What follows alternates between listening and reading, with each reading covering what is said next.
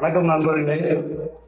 தமிழ்நாடு அளவில் வரக்கூடிய மேக்சிமம் தொழிலாளர்கள் சங்க கூட்டம் வரக்கூடிய 1/4/2025 பவர் சங்கத்தின் மூலமாக ஏற்பாடு செய்யப்பட்டிருக்கு.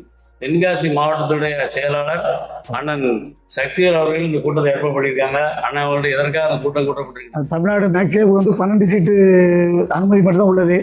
அண்டை மாநிலம் கேரளா, ஆந்திரா, பாண்டிச்சேரி, கர்நாடகா மாதிரி எங்களுக்கும் இருக்கைக்கு ஏற்ப அனுமதி சீட்டு கேட்டு தமிழ்நாடுக்குள்ளே உள்ள அனைத்து மாவட்ட உரிமையாளர்கள் ஓட்டுநர்களை வருகிற 1ஆம் தேதி 38 மாவட்டத்தை சேர்ந்த உரிமையாளர்களும் டிரைவர் வராங்க. எல்லாத்துக்குமே தகவல் அனுப்பியாச்சு. அவங்களுக்கு இந்த மாதிரி ஏற்பாடு பண்ணியிருக்கீங்க?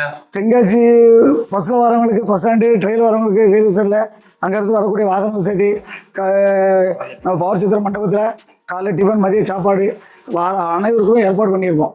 மதிய சாப்பாடு, காலை சாப்பாடு, அதே மாதிரி தென்காசியிலேருந்து ரயில்வே ஸ்டேஷன் மற்றும் தென்காசி பஸ் நிலையத்தில் வரக்கூடியவங்க அங்கே பவர் சங்கத்துக்கு வந்து வேன் வந்துடும்.